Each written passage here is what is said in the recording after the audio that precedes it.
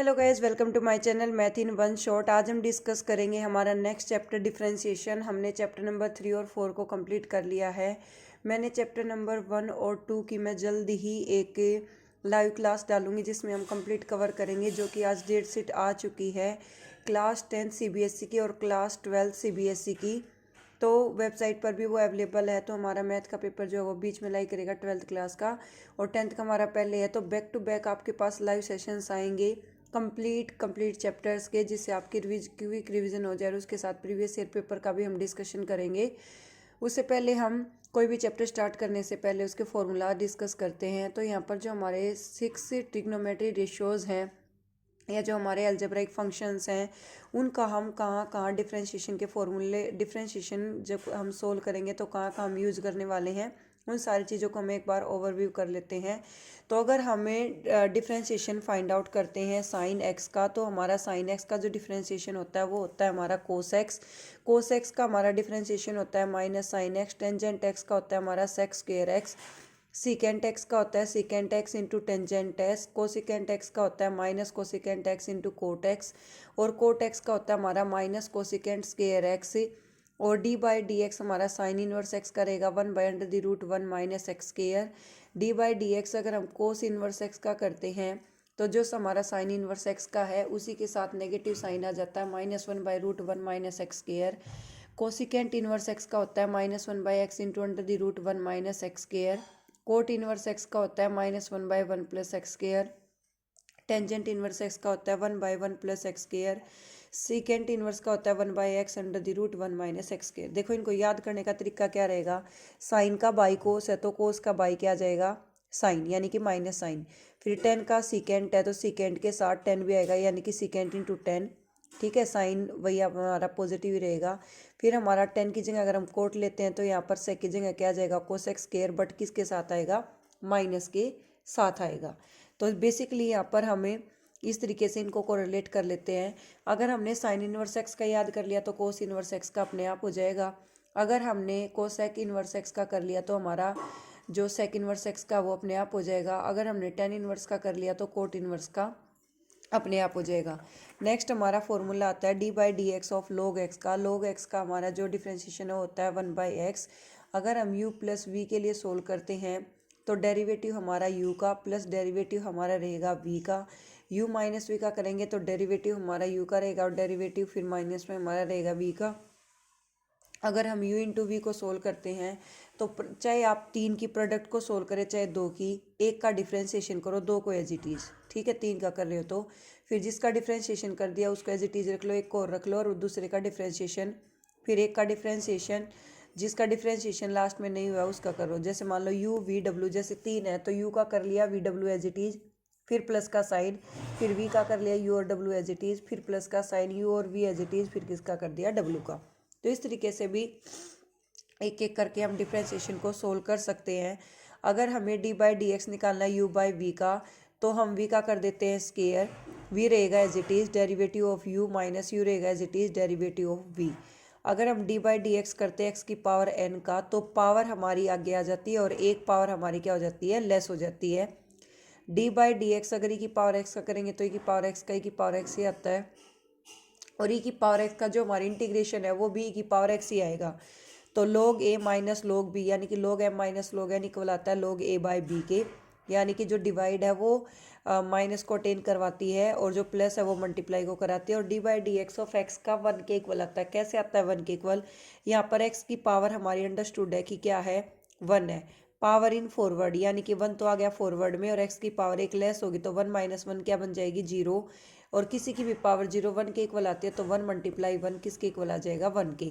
तो जब भी हम ये रिजल्ट यूज़ करेंगे कि हमारा डी बाई डी एक्स जो है एक्स का, वो किसके इक्वल आएगा, हमेशा हमारा 1 के इक्वल रहेगा।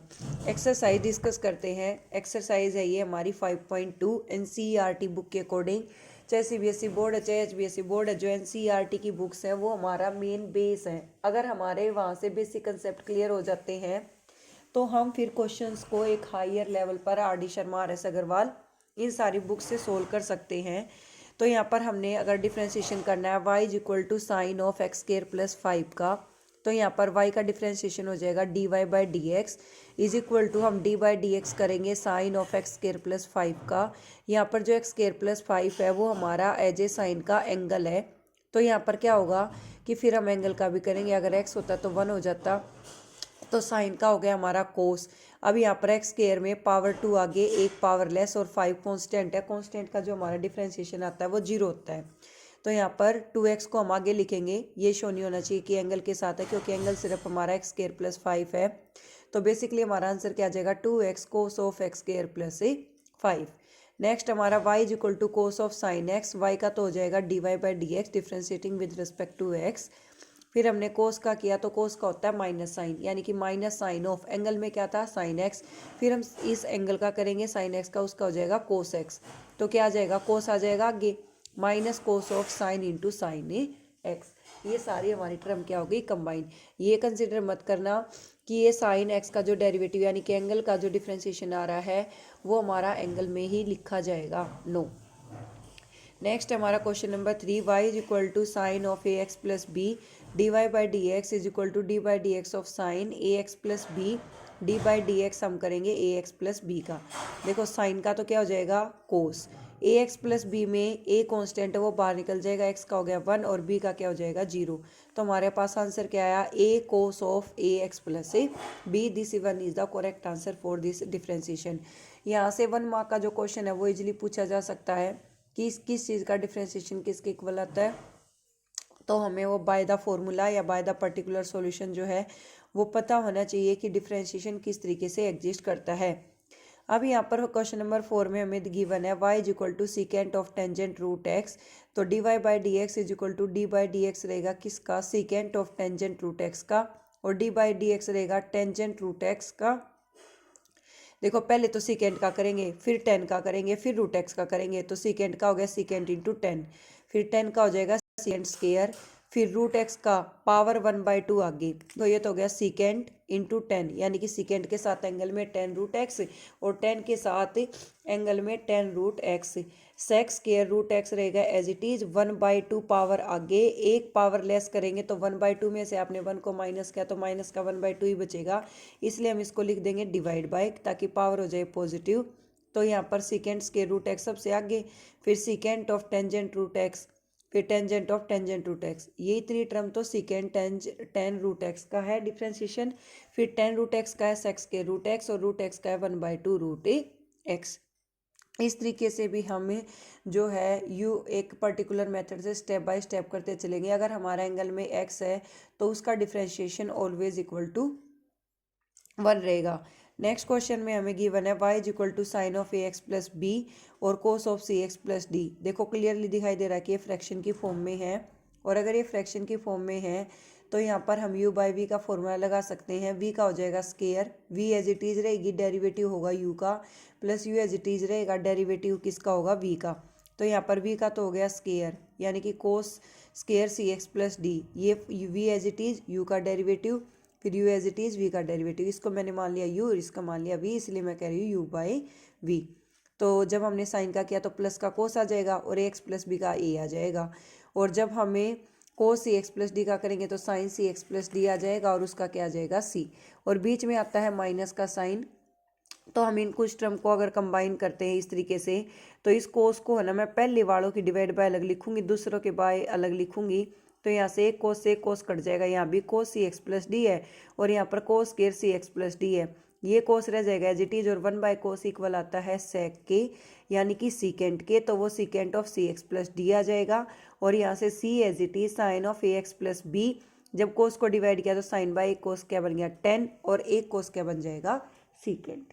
Thank you so much for watching. For more videos like share and subscribe my channel. और मुझे अब जैसे आपकी डेट शीट आ गई है सीबीएसई वाले बच्चों की, एचपीएससी वाले बच्चों की भी जल्दी आ जाएगी, ऑल इंडिया बोर्ड की जल्दी आ जाएगी। तो उस बेस पर बताइए कि आप किस किस का लाइव सेशन चाहते हैं, किस किस चैप्टर का चाहते हैं।